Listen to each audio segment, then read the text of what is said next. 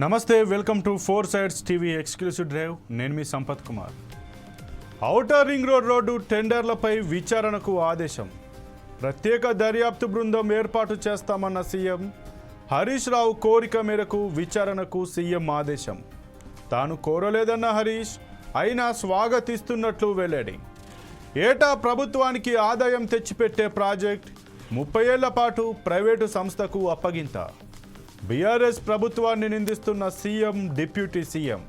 ఇక ఏదైతే outer ring రోడ్కి సంబంధించి ప్రైవేట్ సంస్థకు కట్టబెట్టడం పట్ల దాంట్లో ఏమి అవినీతి జరిగింది, ఏం అవకతవకలు జరిగాయి, దానికి గల కారణాలేంటి, దీనిపైన విచారణ జరపాలంటూ కూడా తెలంగాణ రాష్ట్ర సీఎం అలాగే డిప్యూటీ సీఎం కూడా చర్చించినట్టుగా తెలిసింది. దీని గురించి పూర్తి సమాచారం ఈ డ్రైవ్లో తెలుసుకుందాం.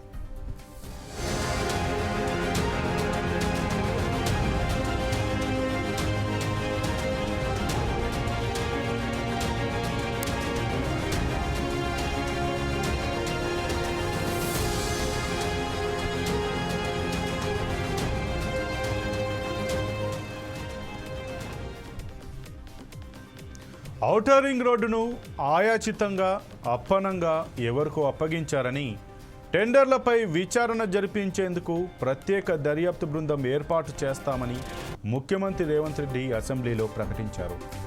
సిట్తో సమగ్ర దర్యాప్తు చేయిస్తామని స్పష్టం చేశారు. ఔటర్ రింగ్ రోడ్డు రిలీజుపై విచారణ జరపాలని మాజీ మంత్రి హరీష్ రావు కోరటం అభినందనీయం అన్నారు. ఔటర్ రింగ్ రోడ్డు టెండర్లపై తాను విచారణ కోరలేదని, అయినా సిట్ విచారణను స్వాగతిస్తున్నట్లు మాజీ మంత్రి హరీష్ రావు వ్యాఖ్యానించారు.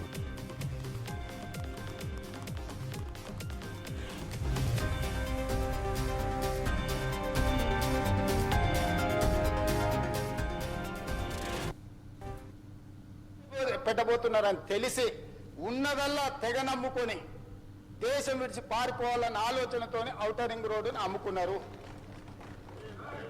అయితే ఈరోజు మాజీ ఆర్థిక శాఖ మంత్రి, ఎందుకంటే వారు ఆర్థిక శాఖ మంత్రిగా ఉన్నప్పుడే అది అమ్మిను, ఈరోజు వారే డిమాండ్ చేసిండ్రు ఈ ఔటర్ రింగ్ రోడ్డు అమ్మకం మీద మీరు విచారణ ఇవ్వండి అని. నేను మనస్ఫూర్తిగా వారు మనస్ఫూర్తిగా విచారణకి ఏదైతే అడిగినరో వెనకాల వారు కూడా చదువు వచ్చినా రాకపోయినా వారు కూడా వారికి మద్దతు పలికినందుకు వారిద్దరి కోరిక మేరకు స్పెషల్ ఇన్వెస్టిగేటింగ్ టీంను నిర్వహించి ప్రధాన ప్రతిపక్షం కోరిక మేరకు ఔటర్ రింగ్ రోడ్డు టెండర్కు సంబంధించి ప్రైవేటు సంస్థలకు కట్టబెట్టిన విధానాల మీద ఈ సభ ద్వారా ఈ సభ్యులందరి ఆమోదంతో విచారణకు నేను ఆదేశిస్తున్నా. తమరి విచారణకు అనుమతి ఇవ్వాల్సిందిగా విచారణకు సంబంధించిన విధి విధానాలు స్పష్టంగా తెలంగాణ రాష్ట్ర ప్రజలకు నేను హరీష్ రావు గారి కోరిక మేరకు ఔటర్ రింగ్ రోడ్డు టెండర్ విషయంలో పూర్తి స్థాయి విచారణకు ఆదేశిస్తున్నాను. విధి విధానాలను మంత్రివర్గంలో చర్చించి మంత్రివర్గ సహచరుల సూచన మేరకు మంత్రివర్గం యొక్క తీర్మానం మేరకు ఔటర్ రింగ్ రోడ్డు టెండర్ మీద విచారణకు ఆదేశిస్తున్నాం. ఔటర్ రింగ్ రోడ్డు విషయంలో అధికార కాంగ్రెస్ పార్టీ లేవనెత్తుతున్న విషయం ఒకటే. ప్రతి ఏటా ప్రభుత్వానికి ఆదాయం తెచ్చిపెట్టే ప్రాజెక్ట్ హైదరాబాద్ రింగ్ రోడ్డు. దాన్ని 30 ఏళ్ల పాటు ప్రైవేటు సంస్థకు అప్పగించడం ద్వారా గత ప్రభుత్వం ఒక్క ఏడాదిలోనే మొత్తం డబ్బులు తీసుకొని తర్వాత వచ్చే ప్రభుత్వాలకు ఆదాయం లేకుండా చేసిందనేది ప్రస్తుత CM Revanth Reddy, deputy CM బట్టి విక్రమార్క చెబుతున్న మాట.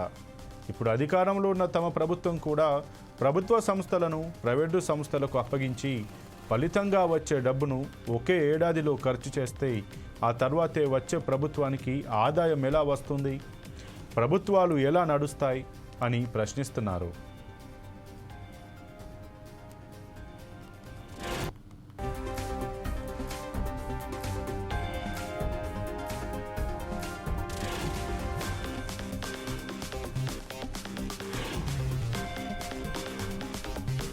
నిజమే, ప్రస్తుత ప్రభుత్వ మనుగడ కోసం ఆస్తులన్నీ అప్పనంగా ప్రైవేటు సంస్థలకు అప్పగిస్తే నిజంగా రాష్ట్ర భవిష్యత్తు ప్రశ్నార్థకమే అవుతుంది.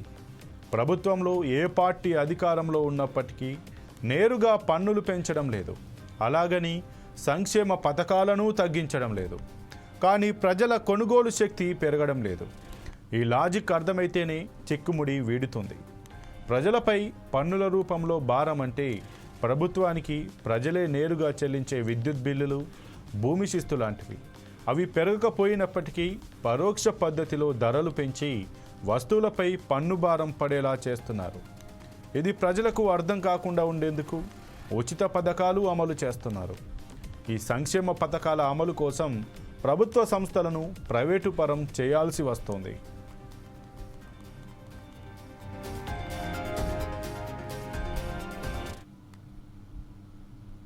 మాజీ ఆర్థిక శాఖ మంత్రి, ఎందుకంటే వారు ఆర్థిక శాఖ మంత్రిగా ఉన్నప్పుడే అది అమ్మిండ్రు. ఈరోజు వారే డిమాండ్ చేసిండ్రు, ఈ ఔటర్ రింగ్ రోడ్ అమ్మకం మీద మీరు విచారణ ఇయ్యండి అని. నేను మనస్ఫూర్తిగా వారు మనస్ఫూర్తిగా విచారణకి ఏదైతే అడిగినరో వెనకాల వారు కూడా చదువు వచ్చినా రాకపోయినా వారు కూడా వారికి మద్దతు పలికినందుకు వారిద్దరి కోరిక మేరకు స్పెషల్ ఇన్వెస్టిగేటింగ్ టీంను నిర్వహించి ప్రధాన ప్రతిపక్షం కోరిక మేరకు ఔటర్ రింగ్ రోడ్డు టెండర్కు సంబంధించి ప్రైవేటు సంస్థలకు కట్టబెట్టిన విధానాల మీద ఈ సభ ద్వారా ఈ సభ్యులందరి ఆమోదంతో విచారణకు నేను ఆదేశిస్తున్నా.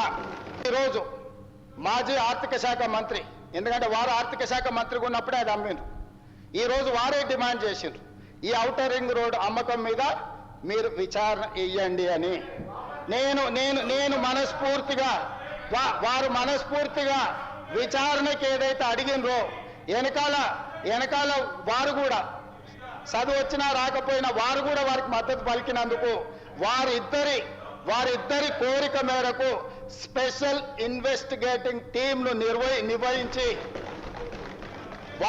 ప్రధాన ప్రతిపక్షం కోరిక మేరకు ఔటర్ రింగ్ రోడ్డు టెండర్కు సంబంధించి ప్రైవేటు సంస్థలకు కట్టబెట్టిన విధానాల మీద ఈ సభ ద్వారా ఈ సభ్యులందరి ఆమోదంతో విచారణకు నేను ఆదేశిస్తున్నా. ఈరోజు మాజీ ఆర్థిక శాఖ మంత్రి, ఎందుకంటే వారు ఆర్థిక శాఖ మంత్రిగా ఉన్నప్పుడే అది అమ్మిండ్రు. ఈరోజు వారే డిమాండ్ చేసిండ్రు, ఈ ఔటర్ రింగ్ రోడ్ అమ్మకం మీద మీరు విచారణ ఇయ్యండి అని. నేను మనస్ఫూర్తిగా వారు మనస్ఫూర్తిగా విచారణకి ఏదైతే అడిగినరో వెనకాల వారు కూడా చదువు వచ్చినా రాకపోయినా వారు కూడా వారికి మద్దతు పలికినందుకు వారిద్దరి కోరిక మేరకు స్పెషల్ ఇన్వెస్టిగేటింగ్ టీంను నిర్వహించి ప్రధాన ప్రతిపక్షం కోరిక మేరకు ఔటర్ రింగ్ రోడ్డు టెండర్కు సంబంధించి ప్రైవేటు సంస్థలకు కట్టబెట్టిన విధానాల మీద ఈ సభ ద్వారా ఈ సభ్యులందరి ఆమోదంతో విచారణకు నేను ఆదేశిస్తున్నా. ఈరోజు మాజీ ఆర్థిక శాఖ మంత్రి, ఎందుకంటే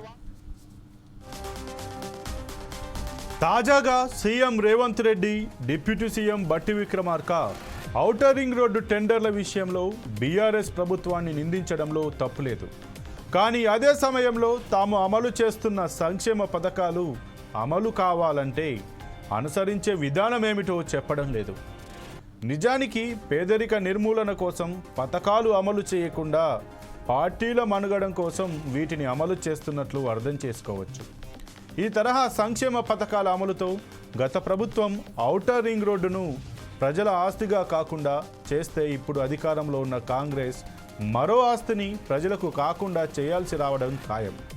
ప్రభుత్వ ప్రధాన కర్తవ్యం ప్రజలకు పని కల్పించడంగా ఉండాలి. ఆ దిశగా అసెంబ్లీలో అన్ని పార్టీలు అర్థవంతమైన చర్చ పెట్టి అవసరం లేని సంక్షేమ పథకాలు తగ్గిస్తే ఓఆర్ఆర్ లాంటి ప్రజల ఆస్తిని కాపాడుకునే అవకాశం ఉంటుంది.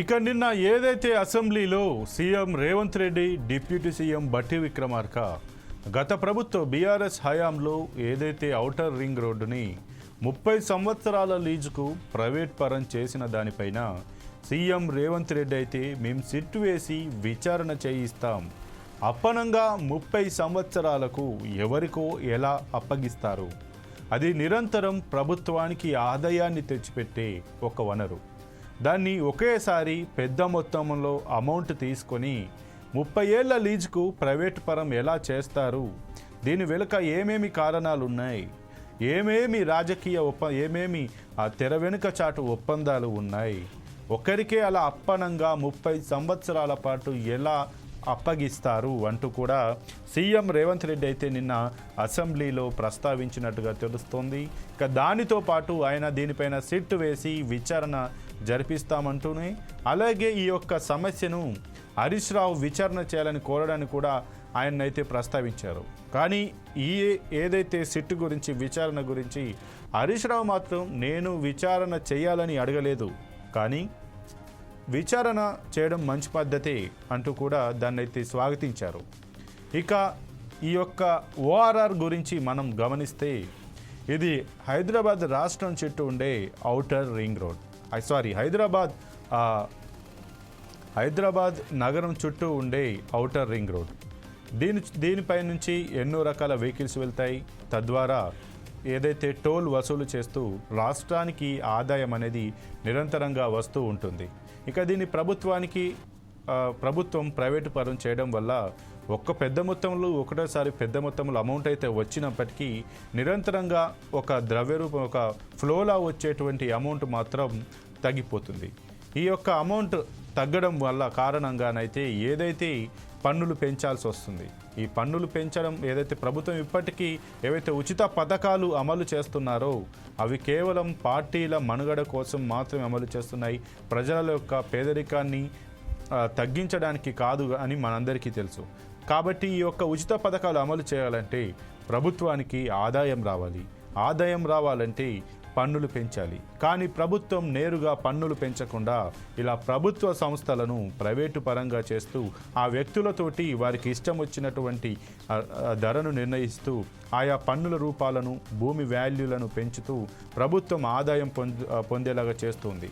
కానీ ఇక్కడ ఒక సామాన్య ప్రజల యొక్క వారి యొక్క ఖర్చు అంటే ఏదైతే ఖర్చు ఆదాయ వనరు శాతం పెరిగిందంటే పెరగలేదు.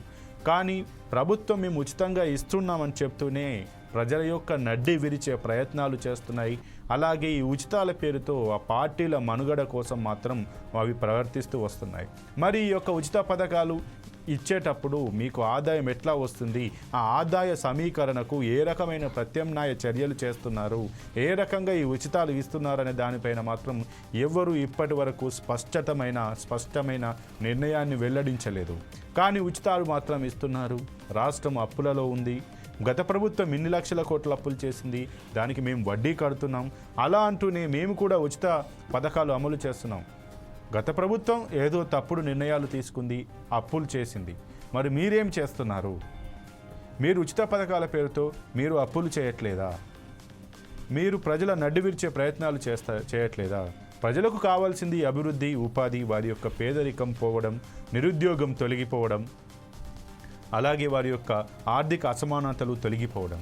కానీ ఉచితాల పేరుతో ప్రభుత్వం వారికి ఏదో ఒక మచ్చుతునకగా ఆశ చూపిస్తూ మేము మీకు మంచి చేస్తున్నామని చెబుతూ వారిని మరింత వెనుకకు వెళ్ళే విధంగా చేస్తుంది తప్పించి వారి అభివృద్ధికి ఏమాత్రం తోడ్పడటం లేదు అంటూ ప్రముఖంగా రాజకీయ విశ్లేషకులు, కొంతమంది రాజకీయ నాయకులు, ప్రజలు అభిప్రాయపడుతున్నటువంటి పరిస్థితి.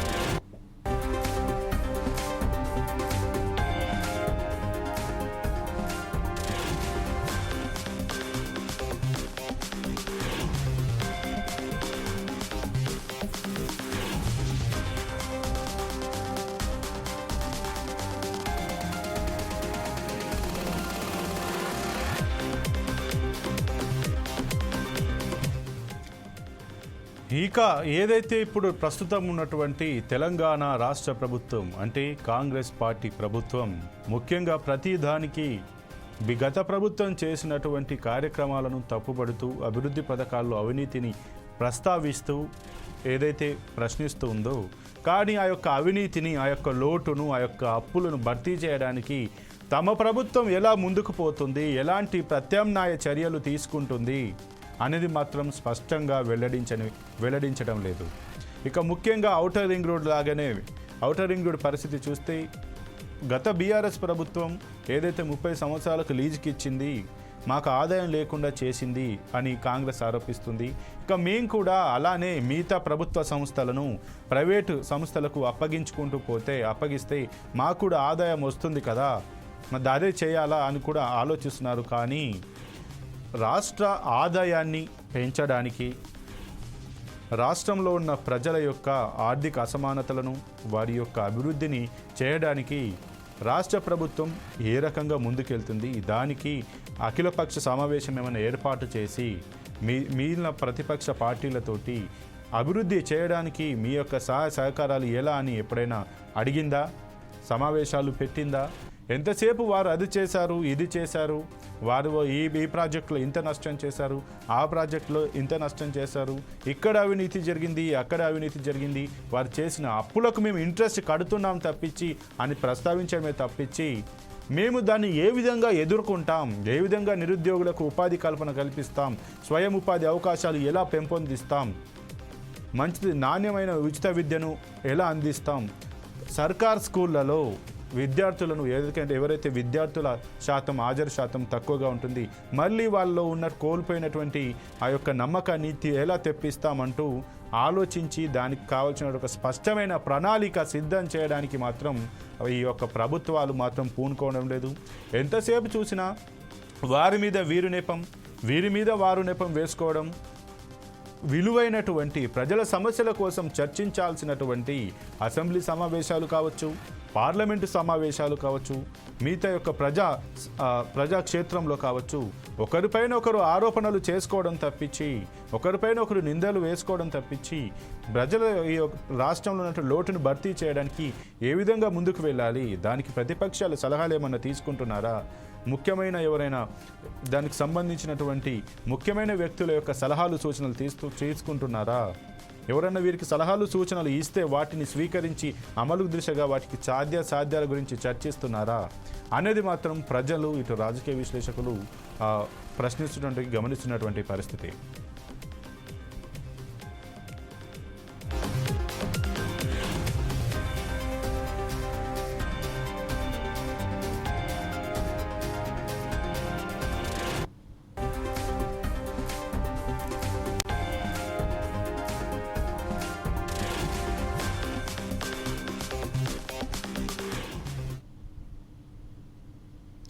ఇక ఏదైతే నిన్న అసెంబ్లీలో CM Revanth Reddy outer ring road గురించి ప్రస్తావించి గత బీఆర్ఎస్ ప్రభుత్వ హయాంలోనే ఏదైతే వచ్చేటువంటి ఆదాయాన్ని ప్రైవేట్ పరం చేశారంటూ చెప్పారు. దాన్ని హరీష్ రావు కూడా స్వాగతించారు. సిట్ ఏర్పాటు చేసి దర్యాప్తు చేయాలంటూ కూడా మద్దతు పలికారు.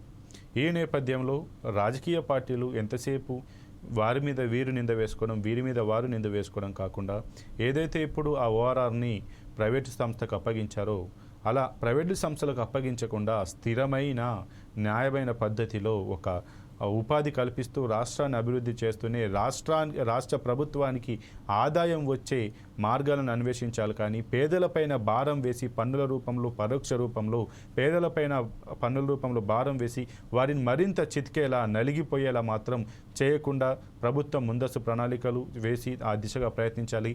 రాష్ట్రాన్ని అభివృద్ధి చేయాలి.